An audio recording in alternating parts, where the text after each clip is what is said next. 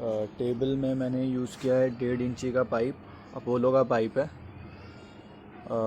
यहाँ से यहाँ तक की लेंथ इसकी है आपकी 36 इंचेस। यहाँ से यहाँ तक की ब्रेड्थ इसकी है 26 इंचेस। और ये ऑलमोस्ट 6 इंची बाहर है और 2 इंच यहाँ से मैंने होल करवा के इस पाइप के अंदर होल करवा के अंदर से वेल्ड करवा दिया था, ताकि ये ऐसे जब यूज़ हो तो ऐसे खींचें तो निकले ना। इससे और काफ़ी अच्छी पकड़ मिल गई है इसको। सो ये है। और मैंने ऐसे टी शेप कौन सा बेस बोलते हैं इसे, आइडली जो यूज़ होता है वैफ में और प्रो पंजा लीग में, वर्ल्ड ओवर जो फेडरेशंस हैं इस तरीके का बेस यूज़ करती हैं। तो इस बेस में मैंने ओवरऑल बनवा दिया है फ्रेम। और इसकी हाइट है आपकी 40 इंच, यहाँ से लेकर यहाँ तक इट्स 40 इंचेस। उसके बाद एक टेबल टॉप बनाया था मैंने। मेरे पास घर में एक बोर्ड पड़ा था, उस बोर्ड को मैंने यूज़ करके बना लिया। ये ऑलमोस्ट 1 इंच मोटा है बोर्ड। ऊपर से मैंने वैक्सीन चढ़ा लिया और बोर्ड की लेंथ मैंने रखी है 38 इंचेस, 1 इंच बाहर यहाँ से। तो ये सिंपल ऐसे करके इसमें लग जाता है। 1 इंच बोर्ड आपका इधर से बाहर है और 1 इंच इधर से बाहर है।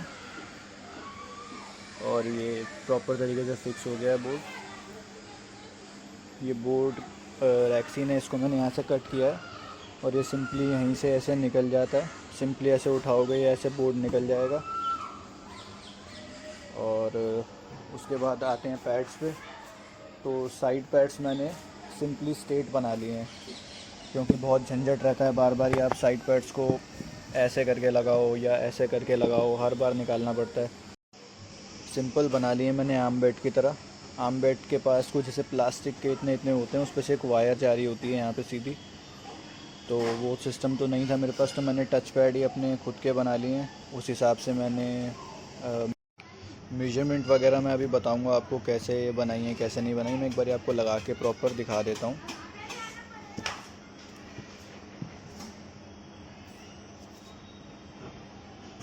ये इसमें फिक्स हो गया और ये आपका इसमें फिक्स हो गया। ये स्ट्रेट टच पैड लगा दिए। और उसके बाद जो चीज़ बचती है वो है आपकी एल्बो पैड्स। ये मैंने एल्बो पैड यहाँ से लगा दिया।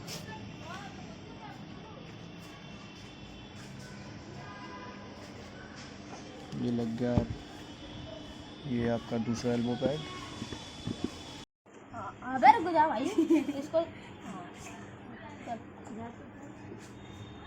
हाथ देख कैसे पकड़ा हुआ है तूने। इसको रोटेट कर, नकल शो कर। यहाँ पे हाथ पे ही देखना है, ठीक है। हाथ पे ध्यान रख। रिस्ट सीधी करते हैं हमेशा, रिस्ट सीधी होनी चाहिए ऐसे एकदम, ठीक है। रुक जा, अब मैं गो बोलूँगा तभी स्टार्ट करना है। गो।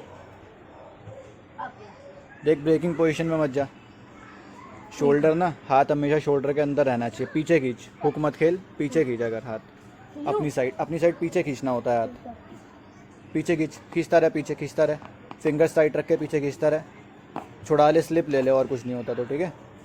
अब अगली बार इसको फिंगर से यहाँ से टाइट पकड़ और हाँ फिंगर टाइट रख। ओए रिस्ट सीधी कर, तू रिस्ट सीधी कर। अब ना अपने ये कोशिश कर, ये तेरे को इस कंधे पे टच करना है। हाथ यहाँ से ऐसे ऐसे खींच के यहाँ मारना है, ठीक है। चल पुल कर। देख देख ऊपर, गेम देख, अपना हाथ देख कहाँ जा रहा है। ब्रेकिंग पोजीशन पे मत जा, शोल्डर के साथ में रखा। हाँ बहुत बढ़िया।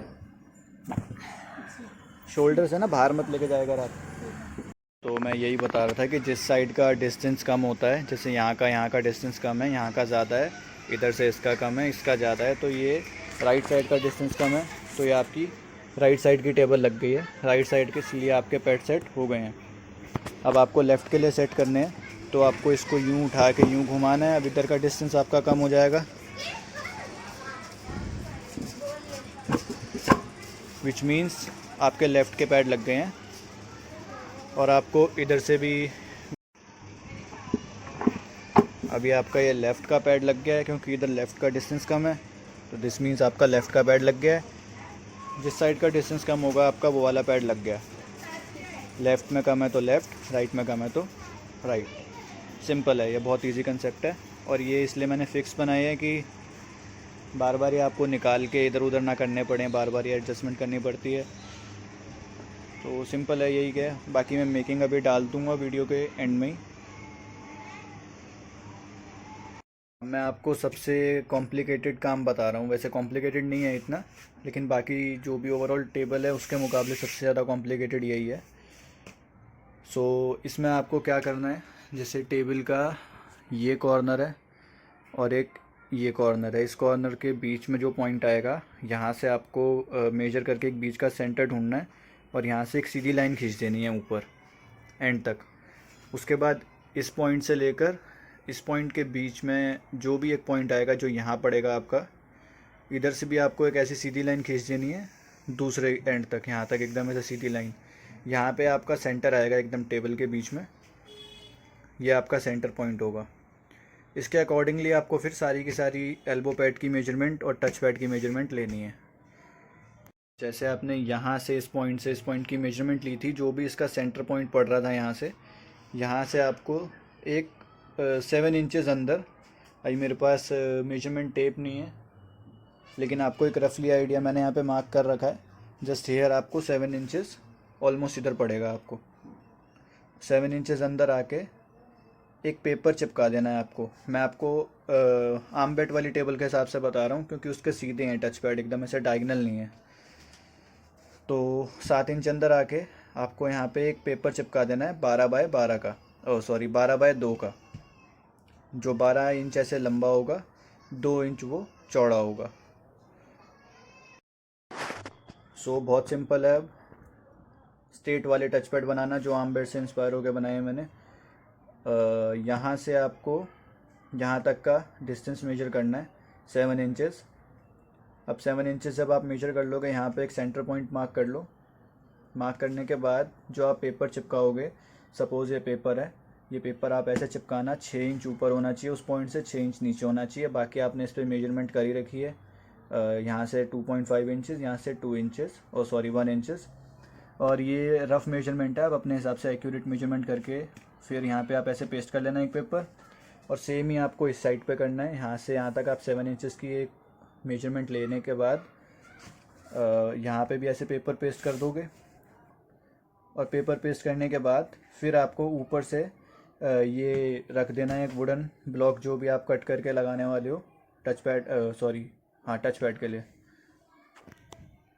जो भी आप वुडन ब्लॉक कट करके लगाने वाले हो, सो वो रख देना उसी पेपर की एक्यूरेट मेजरमेंट पे, जस्ट उसके ऊपर। तो आपका ये एक्यूरेट आ जाएगा। फिर ये चिपका देना आप किसी भी टेप से, या कुछ जो भी आपके पास फेविक्विक है, जिससे भी चिपकता हो। मैंने टेप से चिपका दिया था, पेपर टेप से। तो उसके बाद एक पेपर आपको और लेना है, फिर वो इसके ऊपर पेस्ट कर देना है। जो आपका, जैसे आपने नीचे काटे थे ना पेपर, 12 इंच का जो पेपर आपने कट करा होगा 12 बाय 2 इंच का ऐसे, वैसा ही पेपर आपको एक और कट करना है, वो इसके ऊपर पेस्ट कर देना है। तो अब बेटर रहेगा आप 2 पेपर इकट्ठे, 4 पेपर इकट्ठे कट कर लो, क्योंकि 4 ही रहेंगे, एक नीचे एक इसके ऊपर। पेस्ट करने के बाद वो आप इस पर फेविकॉल से पेस्ट कर दोगे, वो काफ़ी अच्छा पेस्ट हो जाएगा। और उसके बाद फिर आप ड्रिल कर देना इसको यहाँ से और इसको यहाँ से, और एक्यूरेट आपके ड्रिल हो जाएगा नीचे तक। ये बोर्ड भी ड्रिल होते हुए इस बोर्ड तक ड्रिल हो जाएगा और ये आपका बैठ जाएगा। ये हो गया टच पैड। अब इसके ऊपर आपको फोम लगानी है। मैं एक टच पैड लगा देता हूँ, वो मैंने ऐसा बनाया है। फोम आपको लगा देनी है और ये अब जो फोम है, फोम की हाइट मैं बता देता हूँ। टच पैड की हाइट होगी आपकी 4 इंच ऐसे, 4 इंच ऐसे हाइट होगी आपकी। ये जो चीज़ है ये हाइट होगी, ये 4 इंच होगी। और बाकी फिर ये सिंपल है, आप इस पर रैक्सीन वगैरह चढ़ा के नीचे से ऐसे स्टेपल कर दो बोर्ड के ऊपर, और ये हो जाएगा आपका फिक्स। ये बन गया आपका टच पैड।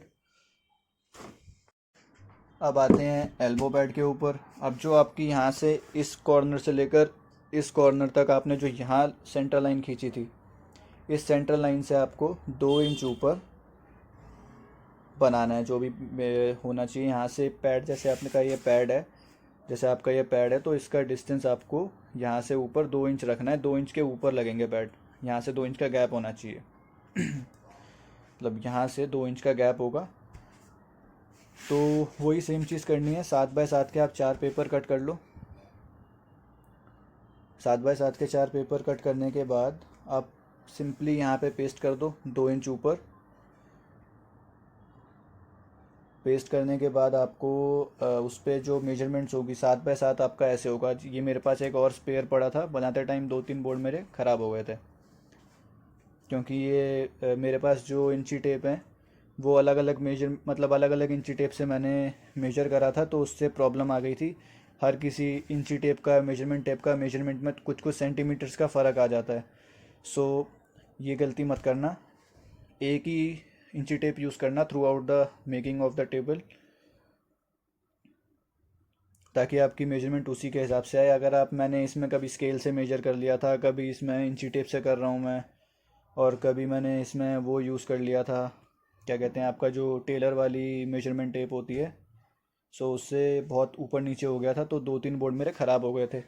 स्टिल इसमें ज़्यादा फ़र्क नहीं है, कुछ सेंटीमीटर्स का फ़र्क है, तो बस ये आपको समझाने के लिए मैं बता रहा हूँ। तो आपको हाँ, इस पे भी वही पेपर आपने चिपका दिया, यहाँ पे 7 बाय 7 का पेपर चिपका दिया आपने। चिपकाने के बाद आपको उस पे जो मेजरमेंट आपने ली होगी, जैसे ये पेपर है सपोज़, ये चिपका दिया आपने 2 इंच ऊपर। इस पे भी आपके जो मेजरमेंट है, ये भी मैंने ऐसे पेन से अभी रफ बनाई है। यहाँ से भी आपको 1 इंच ऊपर और 2 इंच ऐसे, 1 इंच ऐसे, 2 इंच ऐसे करने के बाद आपको यहाँ पे एक पॉइंट मिल जाएगा, यहाँ पे ड्रिल करना है, सेम ऐसे यहाँ पे ड्रिल करना है। पेपर चिपकाने के बाद आपको सेम वही करना है जैसे आपने टच पैड पे किया था। एल्बो पैड का भी आपने ऐसे जो बोर्ड कट करके रखा होगा वो बोर्ड आप उस पर रख दोगे, उसके ऊपर एक और पेपर पेस्ट कर दोगे जिस पे आपका सेम मेजरमेंट होगा, ताकि ड्रिल एकदम एक्यूरेट हो। 2 बाय 1 का होल, और सेम आपको दूसरी साइड पे करना है। यहाँ से भी ऐसे आपको 2 इंच ऊपर आके ऐसे पेपर, एक स्क्वायर पेपर आपको 7 बाय 7 का चिपकाने के बाद बोर्ड रखोगे, बोर्ड रख के उसके ऊपर एक और पेपर पेस्ट करोगे और ड्रिल कर दोगे। ये हो गया आपका, आपको मेजरमेंट्स मिल जाएंगे एक्यूरेट। और फिर उसके बाद आप ड्रिल करने के बाद टच पैड, आप सिंपली आप टच पैड बना सकते हो जैसे मैंने बनाया था। उसके बाद आप ड्रिल करने के बाद इसमें एक नट डाल दो। ये नट होगा आपका 4 इंची बड़ा नट था ये, 3.5 या 4 इंच का आपको नट यहाँ पे चल जाएगा, उतना हो जाएगा आपको।